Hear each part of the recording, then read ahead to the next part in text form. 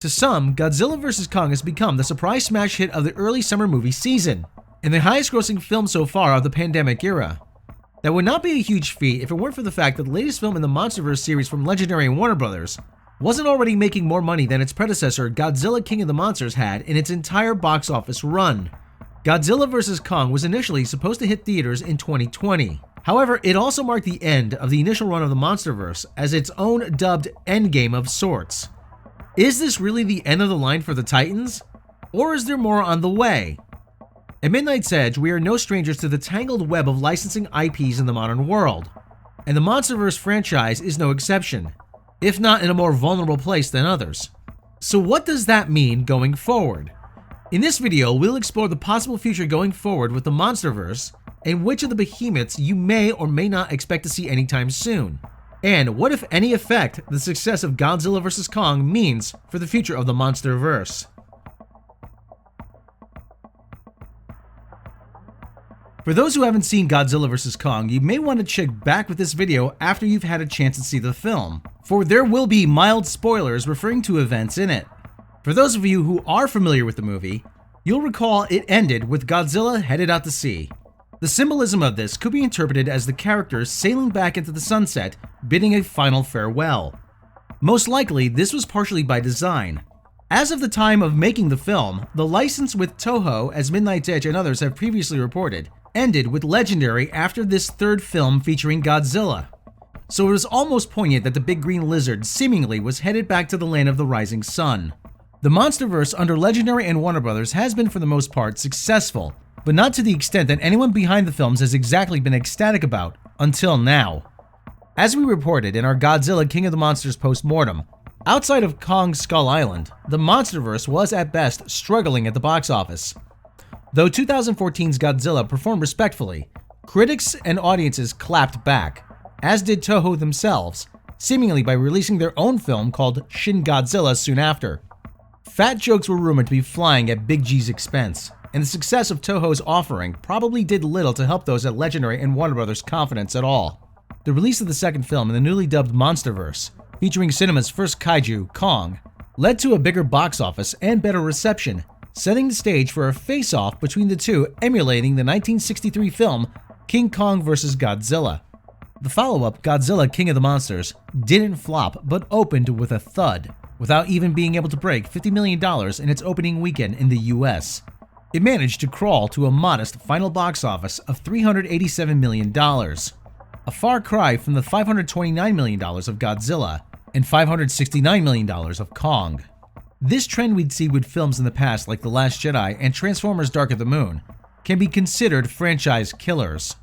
When the license wasn't extended following that, the writing seemed to be on the wall. All signs pointed to the end of the Monsterverse, or at least Godzilla and Toho's involvement in the Monsterverse.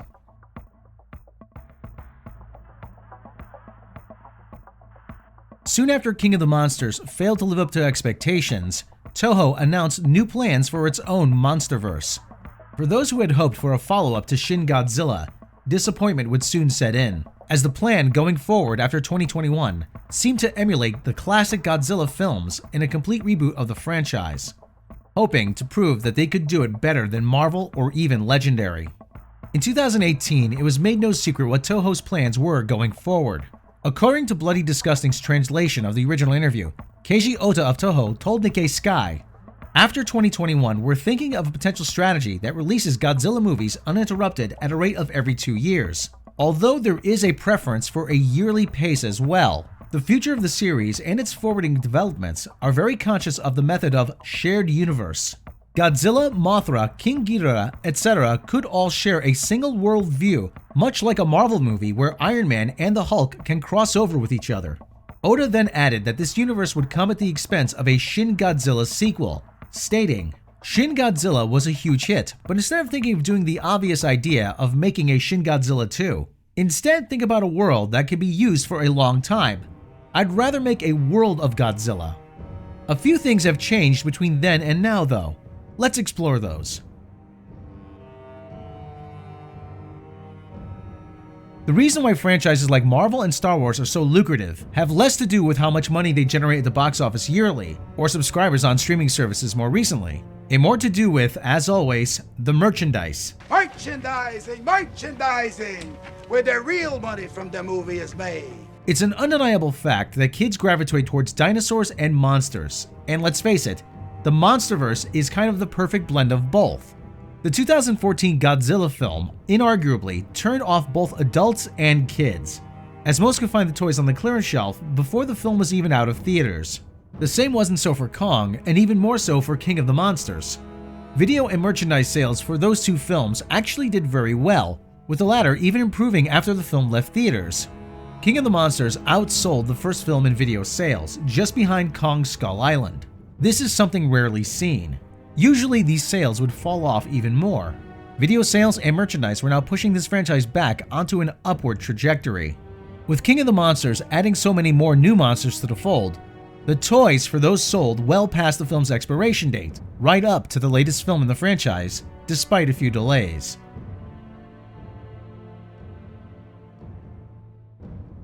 Following the box office slump of King of the Monsters, it was quickly announced that the following film, Godzilla vs. Kong, would be delayed as reshoots commenced.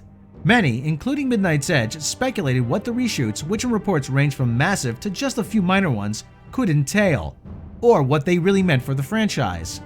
Later claims from a few behind the film had been played down, but did confirm one of the things that were cut out, somewhat supporting the notion that boring adult stuff had to go. The current climate would delay the film even more, but still didn't change the fact that it was later confirmed more additional photography was done. To what extent it still wasn't revealed. After now seeing the film and taking everything that's happened prior to this movie into consideration, we may now have an idea.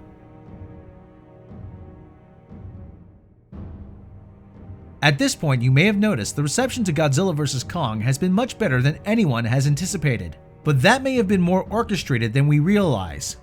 Take into consideration that both Kong Skull Island and Godzilla King of the Monsters really scaled back on the dark and dour atmosphere of the 2014 film. Many also noticed the much more lighthearted and fantastical nature of the latest film as well. This may be where the reshoots took the final product. Legendary no doubt noticed the trend and corrected the ship accordingly, something that is rare in Hollywood these days, when most would rather stay the course set or even double down. It would appear that possibly someone took note that, hey, kids are really digging this stuff, maybe we should stop trying too hard to be all dark and adult-oriented, and appeal to have always been Kong's and Godzilla's core fanbase, kids. What has kept the Jurassic franchise going all this time is the endless generations of kids who every day discover dinosaurs. This is the same reason both Kong and Godzilla, respectfully, have been around for over 70 plus years. Nearly a century for the big ape. Much like Star Wars and other franchises before, they appeal to the young and young at heart. Godzilla vs. Kong even has no less than 3 kids as the main characters. That is clearly no coincidence. None of the films are perfect, and if you ask anyone, the last 2 still have their fair share of problems. However, the fact that Godzilla vs. Kong is going above and beyond is more than enough proof that for the most part, the powers that be paid attention, course corrected, and in the end, it paid off. That being said, is there a future for the franchise?